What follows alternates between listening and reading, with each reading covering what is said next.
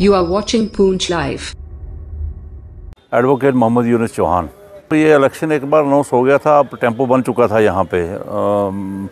और जो रीज़न रखा है कि ये रोड क्लियर नहीं, रोड भी आलमोस्ट क्लियर थी, ये ठीक नहीं हुआ, अच्छा नहीं हुआ, क्योंकि जो गवर्नमेंट ने जो यहाँ पर कुछ इंटरेस्टेड पार्टी से पता नहीं उनकी तैयारी नहीं थी, मगर जो मेन पॉलिटिकल पार्टी जो जिनका आपस में सही में कंपटीशन है, जो राइवल हैं, वो तो तैयार थे। उन्होंने कहा भी था कि भाई इलेक्शन पोस्टपोन नहीं होना चाहिए।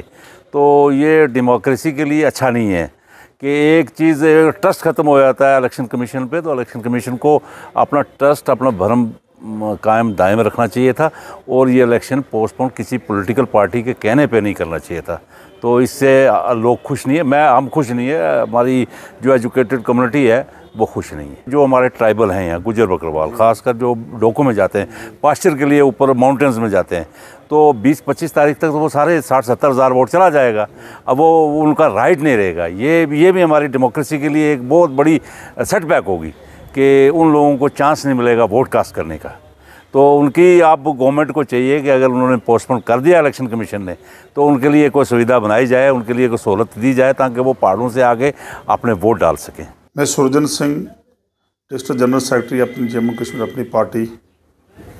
आज आपकी वसाकत से जो इलेक्शन डेफर किया गया, जो एक्सटेंड किया गया, पोस्टपोन किया गया, वो उसकी जो लोगों में जो आज अच्छाई भी है कि बाकिया भाई पुंछ, रजौरी और शुपाइयाँ बहुत कटा हुआ था।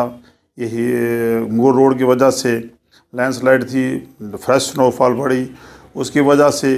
तो मेरे ख्याल में सेंटर की हुकूमत ने, हमारे जो इलेक्शन कमिश्नर ने अच्छा फ़ैसला किया लोगों के लिए, क्योंकि लोग वोट डालने के लिए बुज़ुर्गों के लिए बहुत अच्छी फैसिलिटी दी गई, घर में जाना, दूर दराज जाना। तो ये फ़ैसला हुआ एक्सटेंड का, तो हम इस पर लग बैक करते।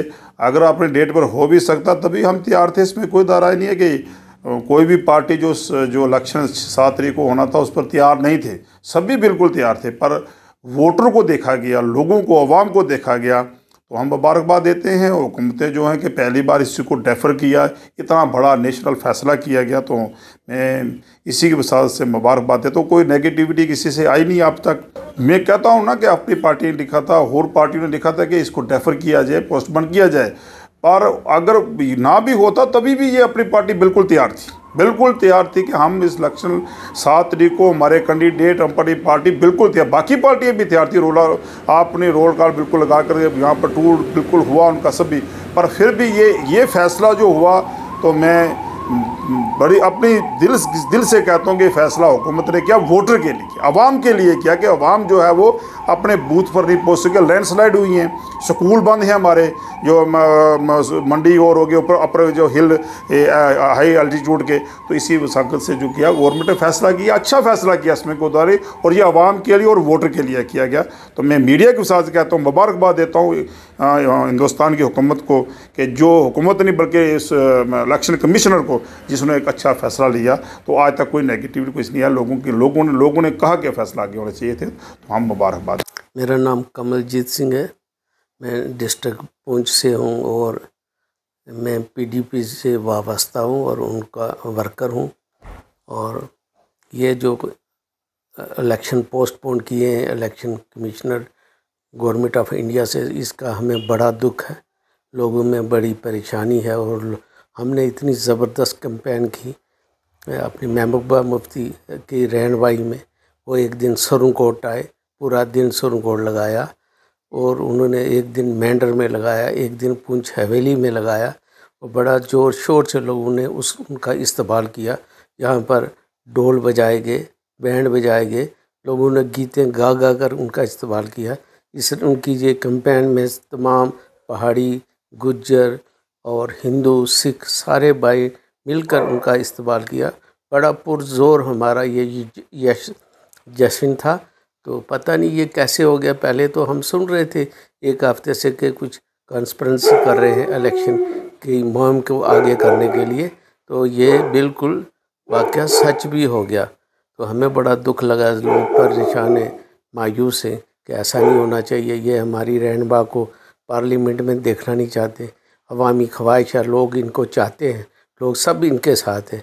पता नहीं क्या साजिश हो रही है कि जो हमारे मोहतरमा महबूबा मुफ्ती साहब सदर PDP से हैं और उनको ये बर्दाश्त नहीं करते, उनकी जो मुहिम है या जो लोग उनके साथ हैं वो नहीं चाहते कि महबूबा साहबाना दिल्ली में जाकर पहुँचे। मेरा नाम सुखविंदर सिंह है और मैं city president national conference Poonch. देखिए सर, जो ये डेट एक्सटेंड हुई है, मैं समझता हूँ कहीं ना कहीं ये एक ज़ाती है हमारे लोगों के साथ। इससे एक चीज़ का तो ये क्लियर हो गया है कि बीजेपी कहीं ना कहीं हमारा जो जम्मू कश्मीर रजौरी जो हमारा पुंछ का है जिसका इन्होंने इलेक्शन को डेट एक्सटेंड की है, ये समझता हूँ मैं कि एक तरफ तो बीजेपी दिन रात ये कहती थी कि हमने भाई पहाड़ी लोगों को कैटेगरी दी है, हमारे पहाड़ी लोग, हमारे गुज्जर लोग। अब और एक तरफ जब इन लोगों को अपना वोट कास्ट करने का वक्त आया था तो इन्होंने एक डेट एक्सटेंड कर दी है आगे। इससे ये ज़रूर ज़ाहिर होता है कि बीजेपी कहीं ना कहीं रजौरी पुंछ को लेकर फेल रही है। इनकी जो पॉलिसीज़ हैं वो जम्मू कश्मीर में कहीं ना कहीं पूरे, मैं समझता हूँ कि 370 और हमारा 35 से टूटने के बाद जम्मू कश्मीर की जो पॉलिसीज़ रही हैं बीजेपी की, कहीं ना कहीं ये टोटली फेल हैं। मैं इससे ये तकरीबन हमारा जो पुंछ की अवाम है, हमारी रजौरी की अवाम है, इनसे मैं एक आपके थ्रू ये अपील करना चाहूँगा कि हमारा जो आपसी प्यार है, देखिए इन्होंने हमारे पहाड़ी देकर हमारे गुजर पहाड़ी कश्मीरी करने की कोशिश पूरी की है। अब वक्त था इनको ये इन लोगों ने वोट कास्ट करके ये बताना था कि भाई आपकी जो ये पॉलिसीज़ रही हैं ये कहीं ना कहीं इन लोगों को लेकर गलत नहीं है। अब इन्होंने डेट एक्सटेंड करके ये ज़रूर ये मंशा अपनी बता दी है कि हमारे रजौरी और पुंछ की जो सीट है इसके लिए बीजेपी की क्या सोच है। जी, मैं मोहम्मद ज़मान एडवोकेट, चेयरमैन पीर पंचायत ह्यूमन राइट्स फोरम। देखिए जी, मैं बीइंग एडवोकेट आपको बात कर रहा हूँ एक लीगल होने के नाते कि हिंदुस्तान में chief election commission of India जो है वो फ्री है।